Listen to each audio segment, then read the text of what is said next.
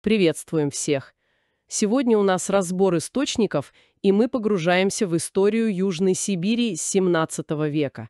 В центре внимания князь Еренак Ишеев. Это правитель Хонгарая, но это территория современной Хакасии. Да, совершенно верно. Мы разбираем материал Еренак Ишеев, герой Хонгарая и его борьба. И наша задача сегодня понять, что это был за человек, этот лидер. Источники, кстати, называют его человеком огромной энергии. Огромной энергии? Звучит интригующе. Еще бы! И важно понять его роль вот в это непростое время, когда сталкивались интересы русского царства, джунгарского ханства, там, в Южной Сибири. Сам Хонгарай, нужно понимать, это было не единое государство, а скорее объединение кыргызских княжеств, улусов. Понятно. То есть структура была довольно сложной. Именно. И это, конечно, влияло на управление, на политику. И вот Еренак, он правил, получается, с 1658 по 1687 год, почти 30 лет. Да, значительный срок. И не зря же его, как пишут, больше 20 лет называли «грозой семи городов». Там и Красноярск, и Томск, и Енисейск упоминаются. Что же им двигало? Какова была его цель? Если смотреть по источникам, главная цель — это, конечно, укрепление Хонгарая, его самостоятельности. Он пытался объединить вот эти разрозненные кыргызские улусы. Улусы — это как бы племенные или территориальные объединения, да? Да, племенные территориальные объединения. И еще так называемые киштымские урочища — это земли, где жили зависимые данники. Он стремился все это собрать вокруг своего Алтысарского улуса, где он был правителем-бегом. То есть он был бегом Алтысарского улуса. Именно. И его борьба, по сути, была направлена на утверждение, скажем так, суверенитета кыргызских князей. Году. Он говорил: «Война де учинилась не от кыргызов, они де бились за свою землю». То есть он четко обозначал свою позицию – защита. Защита своей земли. Но эта защита была, похоже, весьма активной. О да. Он прекрасно понимал стратегическую угрозу, особенно от русских острогов, крепостей. Не давал острогу де в своей земле ставить, как записано в документах. Знаменитая фраза его есть, что кыргызы готовы биться до последнего малого ребенка, если русские попытаются острог на Абакане поставить. Именно она. И это были не просто слова. Он ведь действовал. Сжигал уже построенные остроги. Ачинский, например, Канский. То есть он показывал, что не остановится. Получается, его защита своей земли — это и превентивные меры, и ответные удары. Да, безусловно. Это объясняет и крупные военные акции, вот как в 1667 году, когда объединенные силы его кыргызы и джунгары напали на Красноярск. И ведь нанесли русским очень серьезное поражение тогда. А как были организованы его силы? Упоминаются хурчаги? Хурчаги — это была его основная ударная сила. Легкая, очень мобильная конница.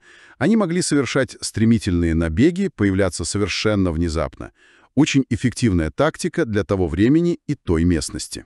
А кроме хурчагов, была какая-то структура? Конечно. Во главе стояли князья, беги улусов, как сам Еренак. Было и особое военное сословие — батыры. Это воины-аристократы, профессиональные воины. Батыры? Да. Источники даже выделяют одного Тасха-Батыра, у него был титул Кашка-Батыр. Кашка-батыр. Что это значит? Точно неизвестно, но, вероятно, что-то вроде выдающийся батыр или главный батыр. Это показывает, что была определенная иерархия и в военном сословии. Вот эта структура и позволяла Еренаку быстро собирать силы для походов. Но ведь он не только воевал с Россией. Говорят, он очень умело лавировал между Москвой и... кем? Джунгарией? Именно. Он вел сложную дипломатическую игру, и основную ставку, похоже, делал на союз с джунгарским ханством, конкретно с Галданом Башахтуханом. Он видел в нем гаранта сохранения Хонгурая. Настолько серьезно, что даже участвовал в их съездах? Да, источники упоминают его участие в государственных съездах айратов, то есть джунгар. Это показывает высокий уровень доверия и его статус как союзника. И эта стратегия, она работала? Приносила результаты? В определенный момент – да. После тяжелых боев 1680-1682 годов, где кыргызы опять показали свою силу, русские власти, фактически признали границу по Верхнему Чулуму. Они отказались от планов строить остроги на землях Хангарая. То есть Еренак добился своего? В какой-то мере. Более того, в 1684 году был заключен новый договор между Хангараем и русскими властями, и он был основан на принципе равноправия сторон. Это было, безусловно, крупное дипломатическое достижение Еренака. Звучит почти как триумф. Но ведь финал его истории совсем другой, трагический. Что там случилось? Да, финал был трагичен. В 1687 году Еренак, как верный союзник Галдана, повел свое войско на Алтай. Джунгары тогда воевали с монголами, и Галдан потребовал помощи. Еренак сыграл отряд примерно 600 хурчагов. И что произошло на Алтае? Там, в долине реки Чулышман, кыргызское войско попало в засаду, устроенную монголами. Это была катастрофа. Насколько серьезная? Очень. Погибло около 300 воинов. Погиб сам Еренак, погибли его сын и пасынки. Представляете, из 600 человек вернулось всего несколько десятков. Источники пишут о великом малолюдстве, которое после этого наступило в Хангарае. Какой удар! Фактически обезглавили войско и правящую верхушку. Именно так. И этот удар оказался для Хангарая роковым.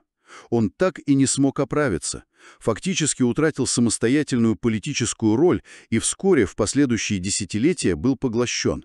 Вошел в состав России окончательно. Получается, судьба целого народа, целого объединения оказалась вот так связана с одним человеком, с одним лидером, и его гибель стала переломом? Во многом да.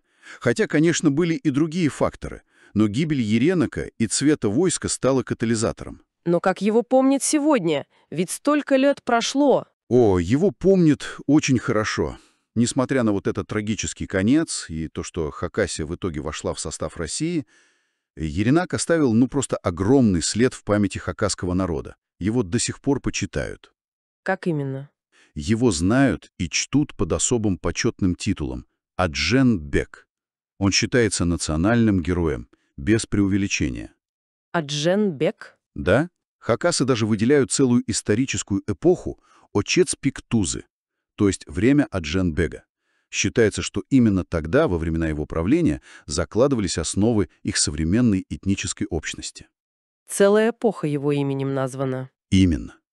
И сохранились предания о нем, о его подвигах, и даже плач его жены по погибшему мужу дошел до нас. Это все, символы вот этого переломного, драматичного момента в истории народа. Очень сильный образ. И вот какая мысль приходит? История Еренака и Исшеева – это ведь история лидера, который пытался сохранить свой народ, свою землю, как-то балансируя между двумя огромными расширяющимися империями. Да, очень точное наблюдение. И насколько же это перекликается с вызовами, которые и сегодня стоят перед многими народами, многими странами. Вот этот поиск своего пути, своей самостоятельности в мире, где действуют такие мощные глобальные силы. Абсолютно. Его история — это не просто страницы из прошлого Сибири. Это, можно сказать, вечный сюжет о борьбе за самоопределение перед лицом превосходящих сил. Есть над чем подумать.